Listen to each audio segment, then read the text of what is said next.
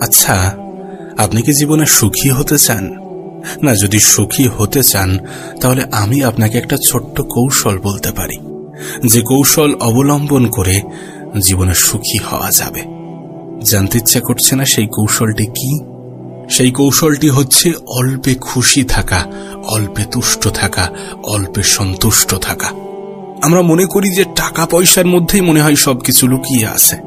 টাকা পেলে মানুষ সুখী হয়ে যাবে, টাকা পেলে মানুষ সুন্দর হয়ে যাবে। কিছু বিষয়, কিছু জিনিস মাথায় রাখার চেষ্টা করবেন।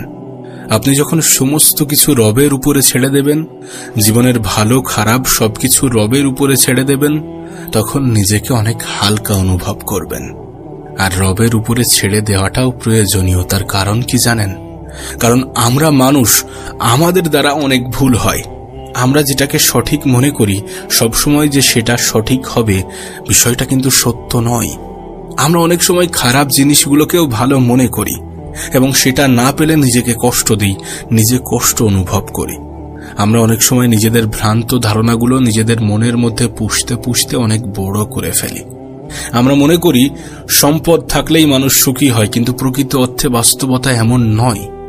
গরিব, দুঃখী, দিনমজুর, রিক্সা চালককে দেখেও সুখী মনে হতে পারে। তার কারণ এই সুখের সব থেকে বড় কৌশলই হচ্ছে অল্পে খুশি থাকা, যেটা আছি সেটা নিয়ে ভালো থাকা।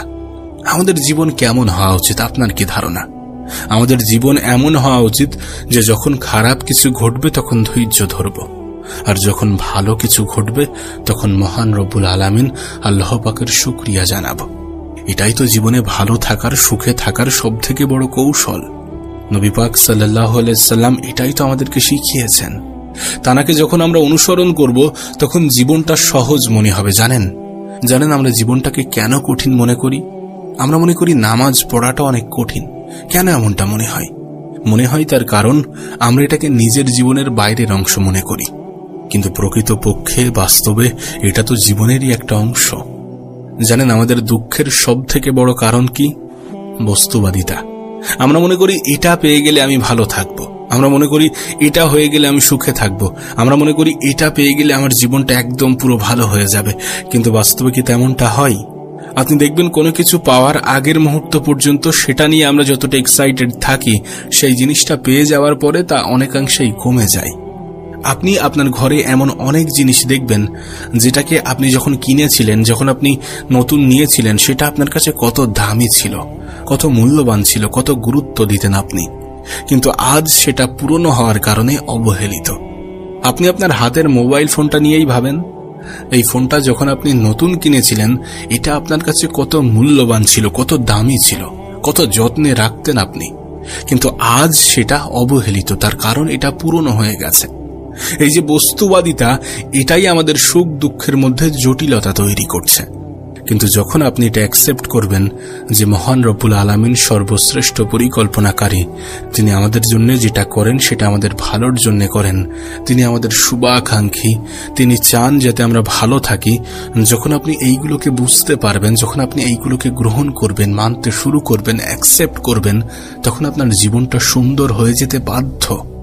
আমাদের চিন্তা ভাবনা কেমন জানেন? যে চাই, আরো লাগবে, আমার আরো সম্পদ লাগবে, আরো খ্যাতি লাগবে, আরো সুনাম লাগবে। আমাদের মেন্টালিটি হয়ে গিয়েছে যে দু হাতে যা পাও হাত পেতে নাও, বাকির খাতা শূন্য থাক। কিন্তু আমাদের চিন্তা ভাবনাটা কেমন হওয়া প্রয়োজন, কেমন হওয়া উচিত? যে দুনিয়াতে যা পাও সেটা নিয়ে সন্তুষ্ট থাকো, বাকির খাতা পূর্ণ হোক। মহান রব্বুল আলামিন পবিত্র কোরআনের মধ্যে অনেক সুস্পষ্টভাবে উল্লেখ করেছেন যে তোমরা দুনিয়ার জীবনটাকেই প্রাধান্য দিয়ে থাকো, কিন্তু আখেরাত হচ্ছে সব থেকে উত্তম এবং চিরস্থায়ী। আর যেহেতু এই দুনিয়া ক্ষণস্থায়ী, এটা নিয়ে এত দুশ্চিন্তা করে কি হবে? এত মন খারাপ করার কি আছে? এত টেনশন করার কি আছে? যেটা পেয়েছো, যতটা পেয়েছো, সেটা থেকে কত মানুষ যে বঞ্চিত, সেটা কেন দেখো না? সেটার দিকে কেন দৃষ্টিপাত করেন না? আমরা নিজেরা কল্পনাও করতে পারবো না যে মানুষের জীবন কতটা কঠিন হতে পারে। আমাদের লড়াইটা তো সুখে থাকার। আমি এই পৃথিবীতে এমন অনেক মানুষকে দেখেছি যাদের লড়াইটা কিন্তু সুখে থাকার নয়, যাদের লড়াইটা শুধুমাত্র দুবেলা দুমুঠো খেয়ে বেঁচে থাকার। আপনি তো তাদের থেকে ভালো আছেন। আপনার রব তো আপনাকে খেয়াল রাখছেন, না চাইতে এত কিছু দিচ্ছেন। ভালো থাকাটাকে নিজের অভ্যাস বানিয়ে নিন। ভালো থাকাটাকে নিজের অভ্যাস বানিয়ে নিন, এটা ভেবে যে যেটা পেয়েছি যথেষ্ট পেয়েছি, যেটা পাবো না সেটার জন্য ধৈর্য ধরব, আর যেটা পাবো সেটার জন্য রবকে শুকরিয়া জানাবো, আল্লাহকে শুকরিয়া জানাবো। আমরা এই পৃথিবীর নেশায় আসক্ত যেন না হই। অবশ্যই এই পৃথিবীতে আমরা সমস্ত রকম চেষ্টা করব, কিন্তু এতটা আসক্ত হব না যে নিজেকে সবসময় দুঃখী মনে করব। আসলে কি বলেন তো, আমাদের হাতে না রেজাল্ট থাকে না, আমাদের হাতে রেজাল্ট নেই। আমাদের হাতে আছে আমাদের মেহনত, আমাদের চেষ্টা, আমাদের পরিশ্রম।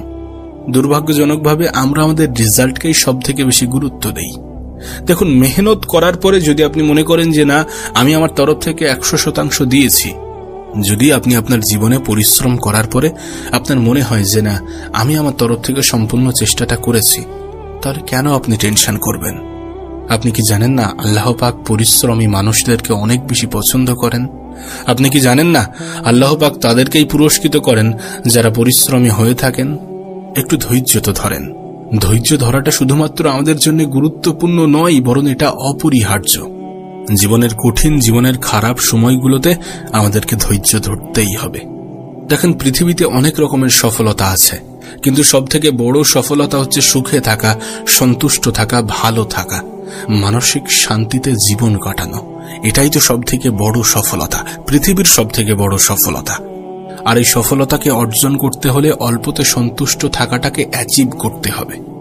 রবের উপরে বিশ্বাস রাখতে হবে, আল্লাহর উপরে বিশ্বাস রাখতে হবে, নিজের উপরে বিশ্বাস রাখতে হবে, এবং বিশ্বাস রাখতে হবে যে তিনি সর্বশ্রেষ্ঠ পরিকল্পনাকারী, তিনি আমাদের শুভাকাঙ্ক্ষী, তিনি আমাদেরকে ভালোবাসেন, আমাদেরকে আমাদের থেকেও বেশি।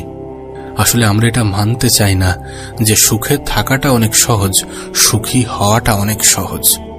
যদি বিশ্বাস না হয় তাহলে কিছুদিন নিজের জীবনে এগুলোকে প্রয়োগ করে দেখেন।